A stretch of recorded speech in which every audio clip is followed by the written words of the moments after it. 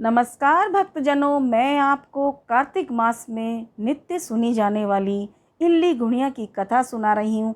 आप इसे पूरे माह सुने, आपको अक्षय पुण्य की प्राप्ति होगी। एक इल्ली थी, एक गुड़िया था। इल्ली बोली, आ गुड़िया, दोनों कार्तिक नहाए। गुड़िया बोला, तू तो गिरी दुहारे में पड़ी रहती हो, तेरे में ताकत है, तू ही नहा ले। मैं तो मोट बाजरे में पड़ा रहता हूँ, मैं तो नहीं नहाऊंगा। मैं तो हरा हरा सिट्टा खाऊंगा, ठंडा ठंडा पानी पीऊंगा।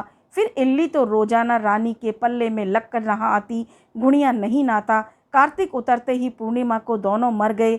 इल्ली कार्तिक नहाई, इसलिए राजा के घर जन्म लिया और राजकुमारी बनी। गुड़िया राजा के घर का मेंढक बन गया। फिर राजकुमारी का ब्याह रचाया। जब विदा का समय आया तब राजकुमारी का बैल रुक गया। राजा रानी ने पूछा कि बैल क्यों रुका, तेरे को क्या चाहिए, मांग ले। राजकुमारी बोली कि मेरे को मेंढक सोने की सांकल में बांधकर मेरे रथ के पीछे बांध दो। सबने कहा, राजकुमारी मेंढक क्या मांगा, तेरे को तो और कुछ धन चाहिए तो ले ले। लेकिन उसने कहा मुझे तो मेंढक ही चाहिए। उसने रथ के पीछे मेंढक बांध दिया। जैसे ही राजकुमारी महलों में पहुंची तो मेंढक को सीढ़ी के नीचे बांध दिया। जब भी राजकुमारी सीढ़ियों से उतरती चढ़ती तो मेंढक कहता, हे चटको मटको श्याम सुंदरी, थोड़ा पानी पिला दे। मैं कहती थी, तू पहले कार्तिक नहा।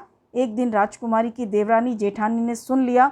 सोचा, राजा कोई रानी नहीं लाए, यह तो जादूगरनी है। उन्होंने राजकुमार से कहा कि तुम रानी नहीं लाए, यह तो जादूगरनी है, जो आदमियों से तो बात नहीं करती परंतु जानवरों से बात करती है। उस राजकुमार ने कहा, जब तक अपनी आंखों से नहीं देख लूं विश्वास नहीं होता।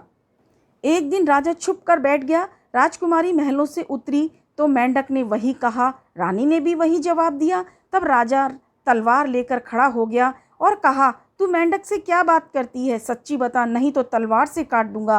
रानी बोली, पिछले जन्म में मैं तो एक इल्ली थी, यह गुड़िया था। इसको मैंने कहा था हम दोनों कार्तिक नहाएंगे, यह तो नहाया नहीं और मैं नहा ली, इसलिए हम दोनों पिछले जन्म की बातें करते हैं। राजा ने कहा कि कार्तिक में गंगा नहाने का इतना फल होता है तो हम दोनों जोड़े से कार्तिक नहाएंगे और खूब पुण्य कमाएंगे, जिससे हमें आगे भी फायदा मिलेगा। दोनों कार्तिक नहाने लगे और राजा के घर खूब धन संपदा हो गई।